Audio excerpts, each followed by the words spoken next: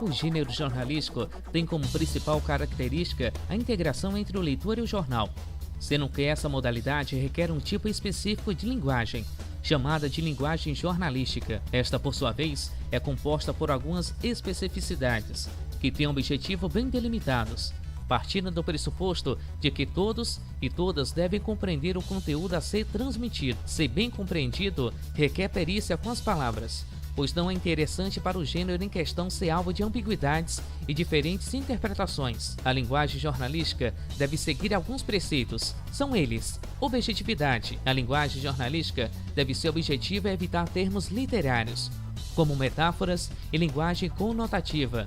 Isso acontece porque a mensagem deve ser transmitida de maneira clara, a fim de que sejam evitadas diferentes interpretações e possíveis dificuldades do leitor em compreender aquilo que está sendo dito ou lido. Simplicidade. A linguagem jornalística deve preservar por termos aceitos no registro formal da língua, evitando vícios de linguagem e vocábulos eruditos ou obsoletos. Imparcialidade. Deve evitar expressões que denunciam a opinião de quem escreve a notícia, para que o leitor possa fazer seu próprio juízo de valor sobre aquilo que está expresso no jornal. Linguagem referencial. O foco deve ser mantido na notícia. Empatia com o leitor. A linguagem jornalística deve projetar no leitor os sentimentos daqueles que estão envolvidos na notícia. Linguagem narrativa. Predominante a ocorrência da narração. Gênero associado aos verbos carregados de ação. A narração confere maior ritmo aos fatos. E universalidade. Os fatos narrados devem ser de interesse geral, evitando assuntos que sejam de pouca relevância para a sociedade. O estilo jornalístico pode ser facilmente notado em um texto, pois alguns elementos aparecem com bastante frequência. Podemos citar frases curtas, que estão associadas à objetividade do texto. Lembrando que a notícia deve ser mandada pouco tempo de leitura. As locuções verbais devem ser evitadas. Locuções verbais não são bem-vindas, sobretudo quando podem ser substituídas por um único verbo equivalente. A linguagem do rádio. Todos os meios de comunicação de massa possuem características específicas, adaptadas às necessidades e eficiência do processo comunicativo. O rádio, por sua vez, se utiliza da oralidade para a transmissão da mensagem e, para tanto, possui especificidades que são fundamentais para a composição da mensagem. É necessária, entretanto, a descrição de algumas características do rádio, como meio informativo, para entender como sua linguagem se estrutura. O rádio tem como uma das suas principais características a intimidade, e a partir dela é possível perceber que a sua comunicação deve ser direcionada para cada indivíduo. O discurso do rádio informativo, por exemplo, introduziu uma série de novidades tanto na linguagem do rádio como na linguagem jornalística, porque houve a necessidade de adaptação do jornalismo escrito à forma sonora invisível. A palavra falada agregou novos elementos analógicos à linguagem, dificultou a utilização de técnicas desenvolvidas a partir do antigo suporte. A linguagem radiofônica é o resultado de entrelaçado simultâneo entre os signos sonoros, portanto, a palavra escrita, música, efeitos sonoros, silêncio e ruídos são incorporados uma síntese singular do próprio rádio, adquirindo uma nova especificidade. A partir desse processo, a imagem sonora surge na mente dos ouvintes, como resultado do processo perceptivo entre a representação sensorial aprendida pela audição e as impressões pessoais. Nesse contexto, a música é um sustentáculo da palavra na mensagem radiofônica com diferentes funções. Por exemplo, nos programas de radiojornalismo, a música é geralmente utilizada em uma função fática, ou seja, são utilizados trechos de músicas como signo de pontuação. Um ritmo musical repetitivo pode trazer a conotação simbólica de dinamismo. Nos radiogramas, a música é explorada com maior intensidade, assumindo um papel significativo de criação e expressividade. Já no esporte publicitário, a música é empregada para estabelecer uma identificação entre o produto e o seu público-alvo. Jornalismo na internet. A linguagem jornalística tem como característica mais destacada a eficácia na transmissão de mensagens. Essa eficiência implica na adoção de códigos adequados aos diferentes meios de comunicação. Como falamos, o rádio, por exemplo, precisa ter a preocupação com a linguagem oral e com a ambientação por efeitos sonoros. Já a televisão, por suas imagens, deve cuidar para que o texto do repórter não seja redundante. O jornalismo na web, mesmo que seja multimídia, também tem linguagem com características próprias. A hipertextualidade é a especificidade mais marcante do webjornalismo, que permite ao profissional aprofundar, ao usuário a escolher quais informações deseja obter. Com isso, há uma personalização de conteúdo e possibilitando uma maior interatividade. Além disso, nesse meio não existe mais o entendimento de tempo máximo para a realização de uma tarefa, já que é necessária uma atualização contínua. Vamos compreender mais sobre a linguagem jornalística na rádio, TV e internet, com Paulo Júnior Pinheiro, jornalista mestre em comunicação estratégico, professor da Devray Fanor e diretor da Caramelo Comunicação.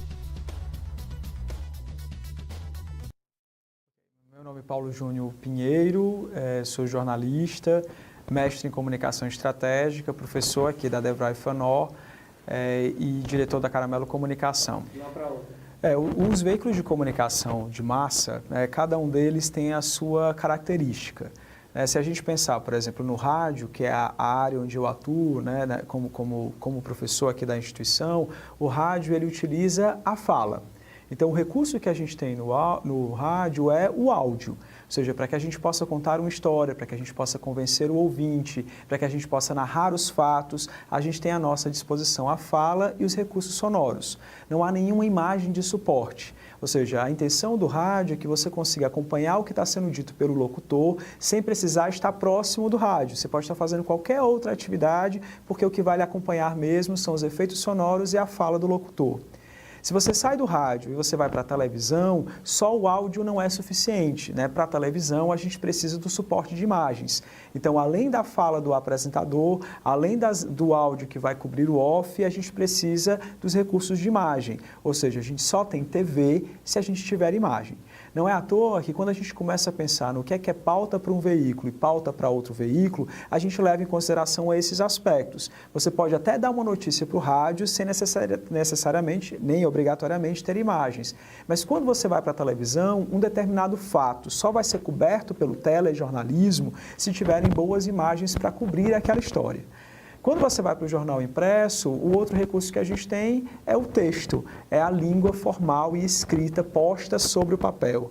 E a gente precisa, no final das contas, não só ter um domínio muito grande da escrita, não que nos outros veículos a gente não precise, mas, acima de tudo, que o meu espectador também tenha o domínio da escrita.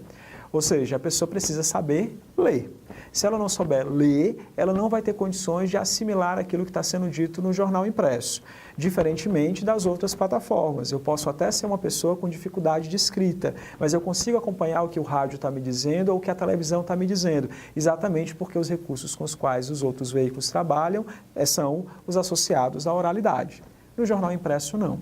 Então, se a gente fizer uma comparação, a gente costuma dizer que o veículo mais acessível, ou os veículos mais acessíveis, são os da mídia eletrônica, porque no jornal impresso pressupõe um investimento que você precisa fazer na edição diária e pressupõe também um domínio da nossa língua formal, porque você vai precisar ler os conteúdos. Isso não acontece nos demais veículos, que têm uma ideia de democratização ainda maior, exatamente porque eles trabalham com os recursos da oralidade. Quando a gente faz uma comparação entre os veículos para saber qual é o veículo que mais se aproxima do público, aí a gente tem que levar em consideração uma série de fatores. No caso dos veículos da mídia eletrônica, a gente tem uma certa democratização do acesso a elas. Se eu tiver um aparelho de TV, se eu tiver um smartphone, se eu tiver um aparelho de rádio, eu consigo sintonizar, no caso do rádio, as frequências modular e amplitude modular e ter acesso ao conhecimento que está sendo repassado ali. No caso da internet, eu preciso de um suporte de computador, eu sei que obviamente também é um suporte, E aí no caso da internet eu preciso de uma conexão. Então não é só eu pegar o aparelho e ligar na tomada, eu preciso também ter acesso à internet. Como eu preciso ter acesso à internet, e não é à toa que as pessoas hoje em dia, quando elas chegam nos determinados estabelecimentos, elas procuram por uma zona Wi-Fi, tem senha do Wi-Fi, tem Wi-Fi aqui, porque elas precisam desse suporte tecnológico para conseguir acessar as informações que a internet oferece. Ou seja, se a gente fizer uma comparação, e óbvio que é uma comparação grosseira, como eu estava dizendo, existe uma série de aspectos que a gente precisa levar em consideração, a mídia eletrônica tradicional, ela ainda é mais acessível. né? Primeiro porque na mídia computador, ou seja, quando eu tenho a internet por intermédio do computador, mais uma vez, assim como no jornal impresso, eu preciso aprender, ou saber, perdão, ler e escrever para poder acessar os sites que eu estou buscando. Então, numa comparação, né, livre, os veículos da mídia tradicional eletrônica são melhores, né, do que a internet hoje em dia, porque a internet pressupõe um acesso a uma internet de qualidade para você conseguir acessar determinados conhecimentos. Agora, é óbvio, à medida que as tecnologias avançam e que o poder aquisitivo das pessoas se alteram, mais chances essas pessoas têm de acessar novas plataformas e novos conhecimentos. E não é à toa que hoje, de um jeito ou de outro, procurando Wi-Fi ou não, as pessoas têm acesso aos conteúdos que a internet nos oferece, seja por um computador, seja por um smartphone. Ou seja, está mais democrático, mas numa comparação livre, a mídia eletrônica tradicional ainda é mais democrática. As reações do público dão uma boa discussão, né? Como é que as pessoas assimilam a informação.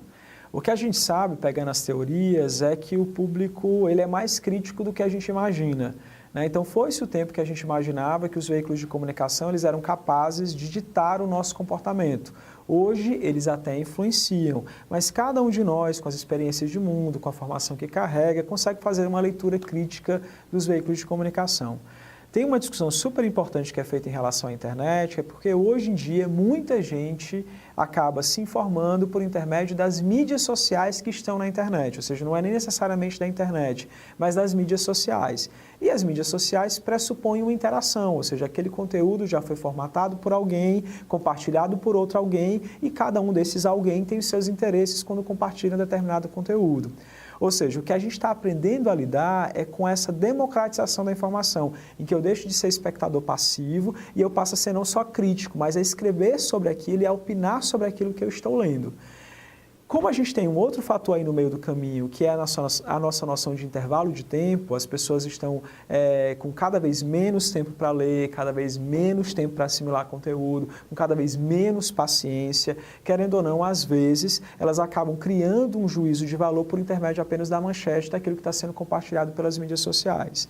Agora, isso é todo mundo? Não. Isso é para sempre? Acredito que também não. Nós estamos aprendendo a lidar com esse ambiente democrático em que eu passo a ser um espectador ativo e também, obviamente, aplicando a minha criticidade, né, nessas redes sociais ou nessas mídias sociais, perdão, que se popularizaram tanto.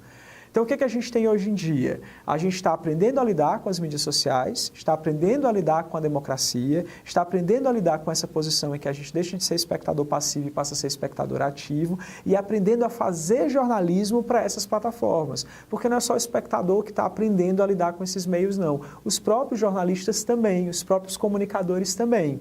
Então, quantos de nós, numa tentativa, por exemplo, de conseguir mais cliques em determinadas matérias, criamos alguns títulos que eles não necessariamente correspondem à verdade? Então, o público vai lá, clica interessado numa determinada informação e quando ele percebe aquela informação não era bem a que ele, obviamente, tinha visto no título da matéria. Então, assim, nesse cenário, o público precisa aprender a ser mais crítico, porque ele já era em relação aos veículos de comunicação tradicionais, e o jornalista a ser mais transparente, aprendendo a lidar com essas mídias sociais que elas já vêm carregadas de juízo de valor, exatamente porque são mídias sociais.